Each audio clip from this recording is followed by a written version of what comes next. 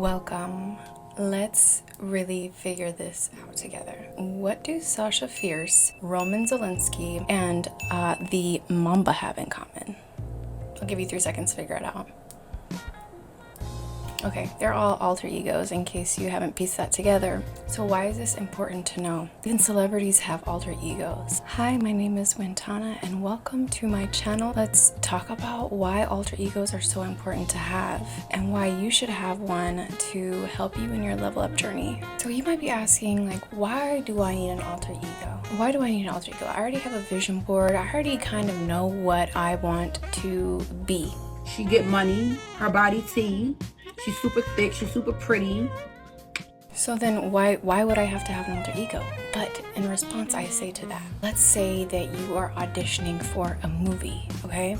Your job is to act the part. You don't get the part if you don't really embody the character, right? If your role is supposed to be a seductive siren or even like a super macho man, and you show up or to act shy or even introverted or not even confident in yourself, where these roles have to display those type of behaviors, your chances of hitting that mark are very slim. So just because you know how to act from time to time doesn't really make it a consistent thing where you embody what it is that you fully want to be. And right now we're looking for consistency because repetition breeds habit. Habit breeds the way that you live your life. Habit is like a subconscious programming to where you don't even have to think about what it is that you need to do. You just kind of do it. It's a flow. And that's what we want for you and your alter egos, where you don't have to think about having to be confident or having to be a certain type of way. It just comes to you naturally. It's a second-hand type of thing. It's like muscle memory. The more you implement these actions, the more you'll do it without thought. So let's say your new journey requires you to be adventurous. You want to be someone who is very serious about their health, a little bit extroverted because you want to have a good network of people around you. Now, these are very healthy goals to have. So without an alter ego, if you are presented opportunities where you have to be extroverted, where you have to be a little adventurous, or someone who's very serious about their health journey, when you are presented these opportunities without an alter ego, you could A, take on the challenge, but it will be inconsistent. B, make excuses because you're relying on your old stories to make you feel less bad about not doing what it is that you want to do. What makes having an alter ego such a great tool is that these alter egos don't have stories to depend on. Like, let's say growing up you were teased for being too big and you are trying to tell yourself that you need to go to the gym, but you fail and don't go to the gym. You will start to tell those stories of people made fun of me, this is why I am that I am, the way that I am, and resort to those stories that really don't fit the new you. But with an alter ego, you can create your own story. You don't have to be the victim. You could be the hero in your story. Your alter ego doesn't have baggage. Your alter ego, if you don't want it to, is not flawed in your definition. You struggle to go to the gym. You will feel bad if you are acting like your alter ego, but then you also make it up by maybe eating healthier or even pushing yourself to go later on. Let's say that you're not feeling particularly motivated to go to the gym one day and you are operating from I just don't feel like going to the gym. But in place of the alter ego, you can say, what would my alter ego do? Would they let these thoughts conquer how I'm feeling? When you get into the mind of your alter ego, you start to essentially channel like a different perspective of yourself. When you are acting from a place of mediocrity, I'm not saying that your life is mediocre, but when you are used to making excuses and you have a set mindset and you are challenging it with what would my ideal self do or my alter ego do, you start to move from a place of, okay, if I'm serious about who I want to be, I will move towards that goal. So what I want you to do is create an alter ego profile. It can be simple. You can do it on your phone notes app. You can literally make it on Canva. Pen and paper works too. So I want you to start asking yourself these questions, and we can do it actively as well. 7 things that make your ego become real and not just a not just like a figment of your imagination. So one, what is your alter ego's name? You want to give your alter ego a name. Nikki chose Roman Zelensky because that's what she wanted to do. Sasha Fierce, that's what Beyonce wanted to do. There are so many. There's Slim Shady, like that's what he calls his alter ego.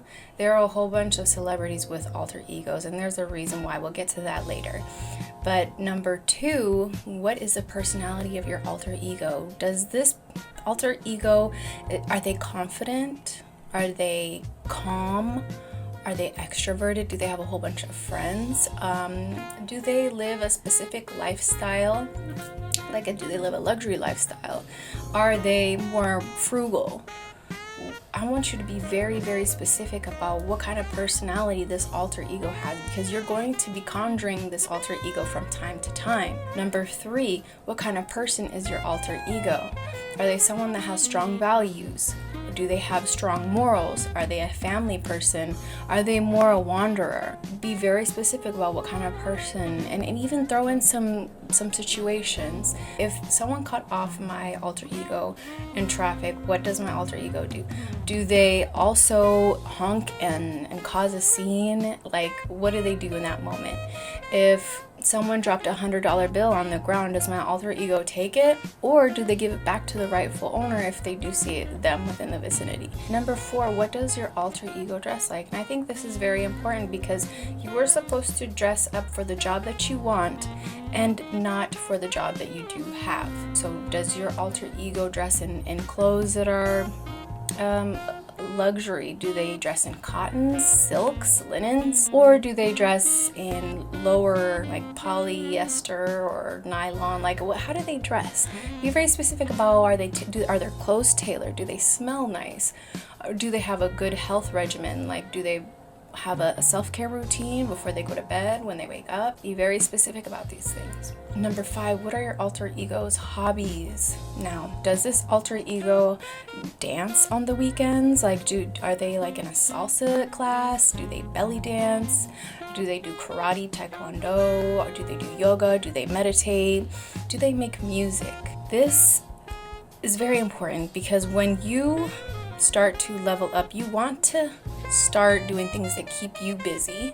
You don't want to just go to the gym, come home, script out your life, and never really implement those things. No, life is meant to be lived, which requires you to have hobbies. Does this hobby of the alter ego include maybe going golfing on the weekends?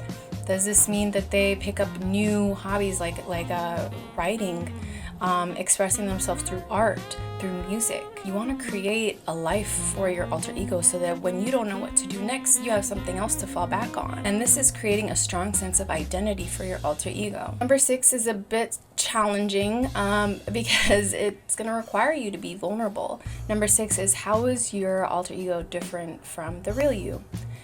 And again, I know this is going to be pretty vulnerable, because this is going to require you to do some digging. For example, if my alter ego is someone that's very healthy and she takes care of her health, compare that to me right now. There's definitely some work I have to do to get there.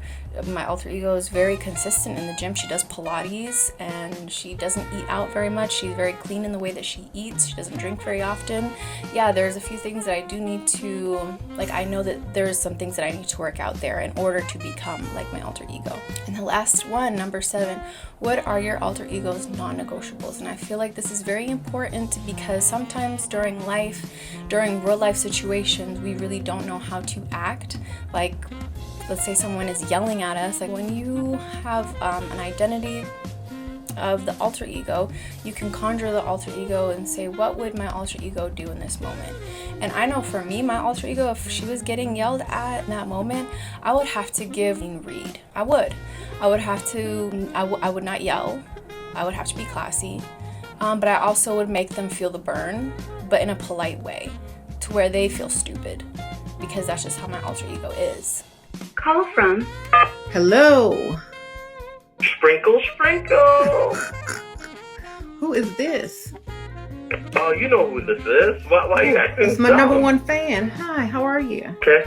Now, Shira, I gotta be real with you. I don't like the outfit you're wearing tonight. Usually I like it when you have like more of a, brunette type wig on. And the wig with the streaks, I'm not really feeling that. I just gotta keep it 100. You know what I mean? But I don't know what you look like, so I don't care. Shira, why do you not want to do an interview with me? Do you think that I'm going to yell at you or bully you? Because I'm being cordial right now. So why do you not want to do an interview? Because I charge for that. How much you gonna pay? How much? Shira. She's classy. She doesn't fight. But she will put you in your place without yelling, without cussing. Your non-negotiables, you know? So like, will you tolerate certain people treating you a certain way? Is your alter ego a person that flakes at the gym? Is that a non-negotiable?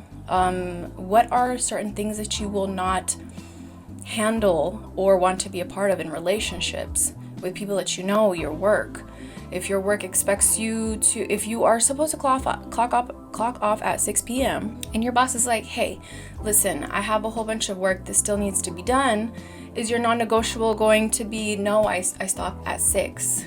Or are you going to just reach, even though you don't have to? Okay, so these are very particular to what you would like in your alter ego. And no one's alter ego is the same because everyone has a different end goal. The reason why it is important to create an alter ego, a profile, an identity, a personality for your ego, is that you can conjure this ego, this alter ego, from the depths of your psyche to help you out whenever you need that extra oomph. And there are instances where people do, and I'm not going to say pretend, where they act and display as their alter ego for 30 days, and they have opened up different doors. Their whole life has changed, shifted completely, because the thing is, when you do the same thing every single day, same mindset, you don't make any adjustments, you're going to regurgitate the same places, things, people. But when you make a shift in your mindset, when you have a growth mindset to want something bigger, to act differently, you're going to have more newer experiences to you. And that's why I feel like it's also important to have an alter ego, because we are so stuck in our ways sometimes, that when we have an alter ego step in, they might see an opportunity where you might see a chance to, decline. Also, if you're finding this information helpful, it would be awesome if you hit the like button below and subscribe, because I do have more content like this. It would really help me out. So anyways, you want to be more adventurous. Like, that's one of the things that you want from your life, right? A great place to start is to make sure that you go on Eventbrite or even Facebook events, anywhere, Google events nearby, and what it is that you would like to experience. Like, what if there's like an art event or like a jazz festival, something like that?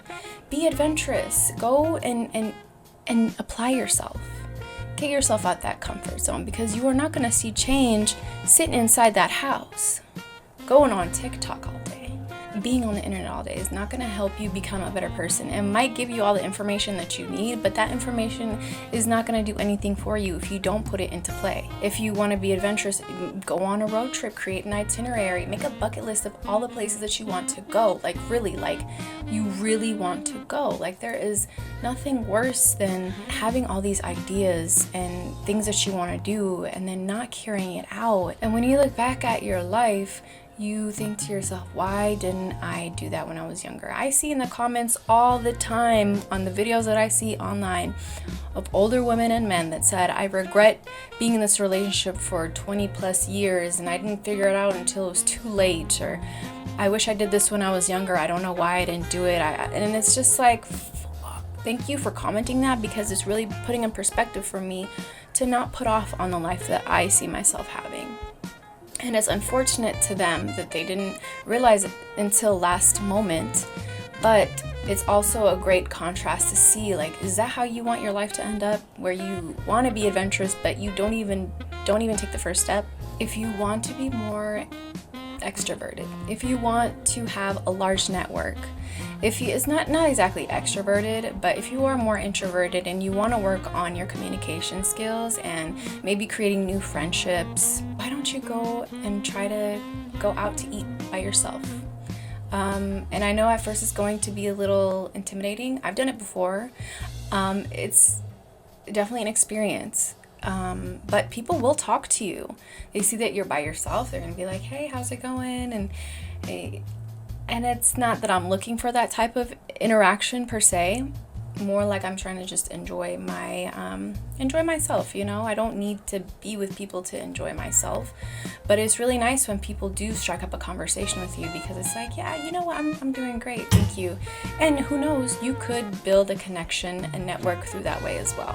If you want to be more comfortable with maybe having conversations with people, then I would suggest you go into the mirror and get comfortable with speaking to yourself.